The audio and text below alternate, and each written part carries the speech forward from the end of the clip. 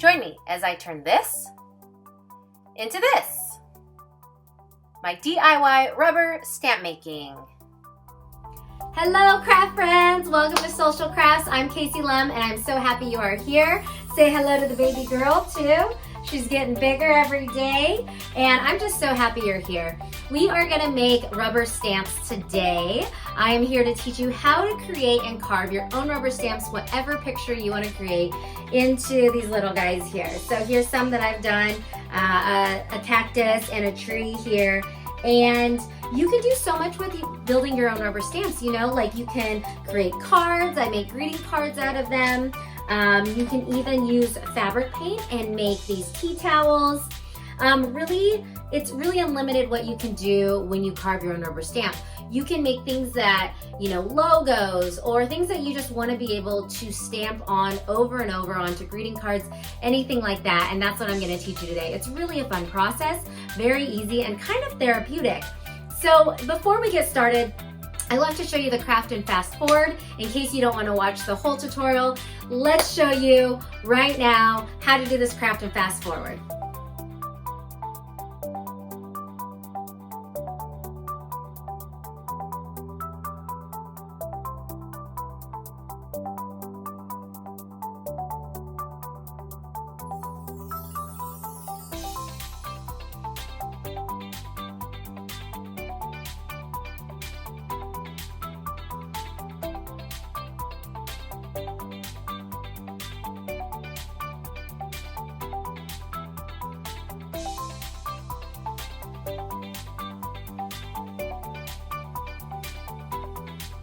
So welcome back. I'm now going to show you all the supplies and a full tutorial of how to do this craft. If this is your first time here, welcome. I help you effortlessly host craft parties. That's what I love to do. Of course, if you don't want to host a craft party, you can do any of these crafts individually. But if you do want to host a craft party, I am your girl. And I give you, crafts to create, food ideas, any other party hosting tips and tricks to get you through the day effortlessly, and that's what I'm here to help you do. If you like our video, please subscribe below. Consider subscribing. We do a new video every Wednesday, and I'm just happy to have you here. So without further ado, let's tell you what you need for this craft. So all in all, you will need this rubber stamping block. This is what you're gonna carve out of. And you will need a carver. This speedball carver comes with two different carving tips that you can use for the detailed areas and then the bigger areas. And this actually comes in a pack together. And I will list all the supplies below in the description. So please know that all these supplies that I will show you will be listed in the description below for easy purchasing. So it's all there for you so you don't have to search it. But this actually comes in a pack together. So that's what's really special. So you'll need those two things. You'll also need blank greeting cards if you want to do some greeting cards. Greeting cards come in all different sizes, but these are great to stamp your stamps on after. You'll need a pencil. You'll need an ink pad. You don't need as big of an ink pad as this, but you'll need an ink pad. And then also I provide you with some inspiration images. If you're kind of at a loss of where to start, I have these inspiration images you can cut out, follow the tutorial, and that's in the link in the description below and a link as well. I have a download PDF that you can just download really quick of these images and you can use those. If you are using this, you also need scissors to cut an image out. Oh, what you also need is, scissors or an X-Acto knife to cut your block here as well, because you probably won't do a stamp that's this big. You might do a stamp that's like a quarter of it or a little bit smaller. So you'll want an X-Acto knife or some scissors as well. So I'll put that in the link below. And then also, if you did want to do some fabric paint on tea towels, you can do it on tote bags. You'll just need whatever fabric that is that you'll want to do it on. So this is a tea towel. I'll put some links in the description below. I'll put some links for some other fabric things like tote bags and such. And then you'll just need the fabric paint, the color fabric paint that you'll want to use for your fabric stamping. Another thing that I don't have right here in front of me that I use to help stamp is that I use just little sponges. So I'll squirt my paint into a tray and then use a little sponge to sponge on the paint. So you'll just need some sponges as well. And that's really about it, that all you need to do this craft. Other than that, without further ado, let's show you how to do this craft. So first off, you're gonna choose an image. You can choose from My Inspiration Images. You can download this image paper from the link below, or you can choose your own. If this is your first one, just make sure it has some bold lines so it's not too hard, and it's an easier image to start with your first one. So you want to cut it out and leave a little bit of a border about the size of the rubber stamp that you would want. I like to make my edges super clean. I leave a little bit of a border, not too close to the image, not too far, just a little bit. Next, place it on the carving block. This rubber piece is called a carving block. And you're gonna just cut out right around the image with an X-Acto knife your piece that you wanna work with. You can put a cutting mat underneath. Here I'm just scoring the top, and then I lift up the carving block and kind of wiggle my X-Acto knife in between there to cut it. So I didn't need a cutting mat, but you're more than welcome to use a cutting mat under there. So just cut out your piece, and that's the piece you'll be working with. You can put the other big piece aside. Next, you're gonna take your pencil and you are gonna color in that image fully with your pencil. It's a little hard to see, but just go ahead and fully cover and color in that image with your pencil. I like to try to keep my lines really clean. This is how you're gonna transfer this image onto the rubber block. So just go ahead and color it in pretty dark, the whole image that is black.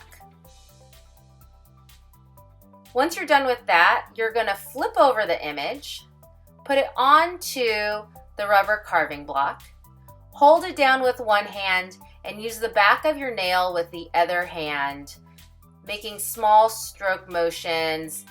And this is gonna help transfer the image onto the rubber block. So lift up the image, and there you go. You see your image is transferred onto the block. Next, we're gonna carve. So you're gonna grab your wooden handle, and it comes with two different tips. And on the back side, they're labeled 2 and 4. You're gonna start with number 2, which comes to more of a V shape. Number 4 is more of a U shape. And they just wiggle in and out of that wooden block, and that's what holds them. So starting with tip number 2, which is a smaller, more V shape, which will create more detail in your carve, I like to start with the outline of the image. This is gonna be your most detailed area, so you wanna make sure that you are doing long, consistent, same pressured strokes all the way around your image, so you get that nice clean line and nice details. This is probably the most important part in your carving, because this will create the line around your image.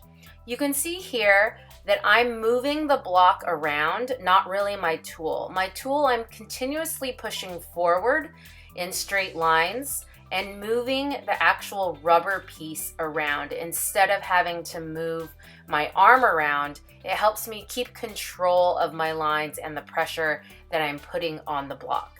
So you can see now, next I'm going in between the little areas and getting in all those tiny little areas that the other tip, the U tip, might not be able to get. So I'm just gonna go around the whole thing here.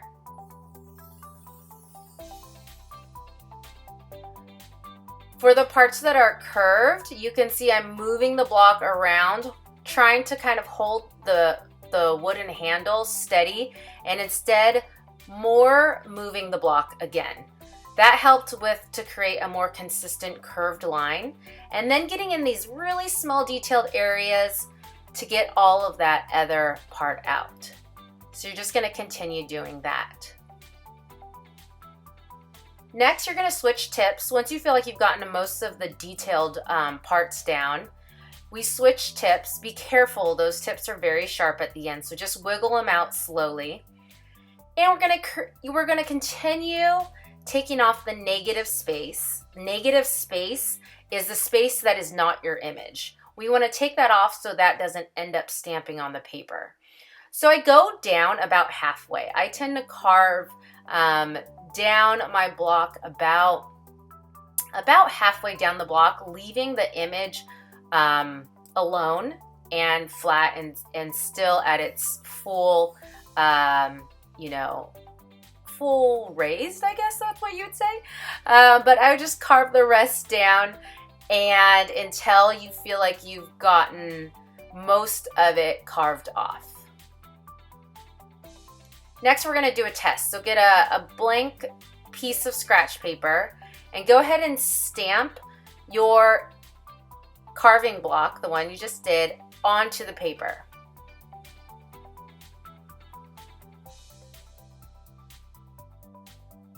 Make sure you're putting consistent pressure on your whole image. And you can see here, I'm stamping my image, but then also there's some pieces on the side that are stamping as well. That means that I haven't carved those down enough. So I take the block and I just do a little more carving. So I just carve those down a little more, shave them down, and then I will stamp again to see if I did enough.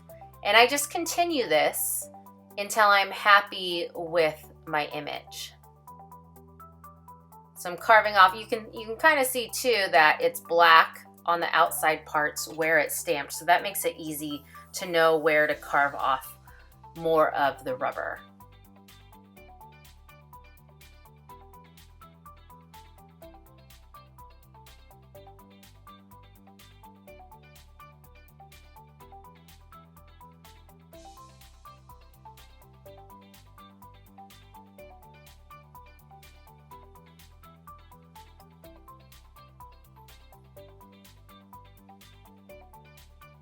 And then I'm working on the other side, carving that off. And like I said, I stamp again, see if there's any more I want to take off, and I just do this until I'm happy with the image that is coming out. You can also, on your finished product, attach this, glue it onto a wooden block so you get an even stamp and pressure when you're stamping. So now that I'm happy with it, I'm going to make a greeting card.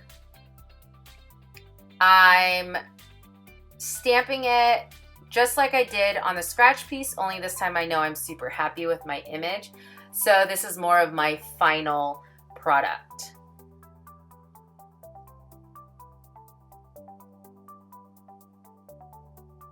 I also don't mind a little bit of the edge of the stamp coming off. It looks a little rustic. You can see the edge is stamping, and I don't mind it. It's cute. It makes it a little more rustic. Like I said, you can, after you're done doing your rubber stamp, you can glue it onto a wooden block, so when you do stamp, it gives a more even pressure onto your final product. Kind of like the stamps that you see in the store, how they're glued onto a wooden block.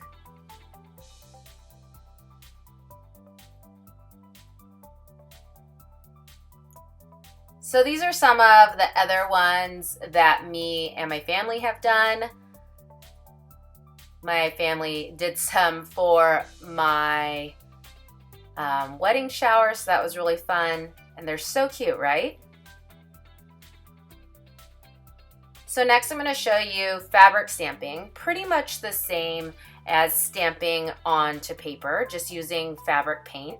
This is a tea towel that I'm going to stamp, and I'm going to use the tree that's carved out. So go ahead and put a little bit of fabric paint onto a plate, and using a sponge, dab it into the fabric paint, but then dab it onto the plate again to make sure you get some of the excess paint off. You don't want a ton of paint on these rubber stamps. So once you dab it onto the plate, then you just dab it onto your rubber stamp and stamp it onto the tea towel. You can do whatever colors you want, let it dry, and there you go. I hope your craft turned out so great. We want to see your finished product. Please always tag us. We want to see your finished product. You can do hashtag social crafts or hashtag yay for crafts, YAYFORCRAFTS, or you can also just use our Instagram handle, that's @socialcrafts. If you have any other questions, always feel free to email me at hello@socialcrafts.com. That's hello@socialcrafts.com. And then also follow us, Pinterest, Facebook, Instagram. Keep in touch with us, get more inspiration. That's where you can find us. Please also, if you love this video, thumbs up this video. It means the world to us to get a thumbs up. And last but not least, to see all of our new videos, subscribe. Ring the little bell at the bottom so you get all of our notifications. And subscribe, hit that bell. And we are just so happy to have you. And we will see you next time for our next craft. Mwah!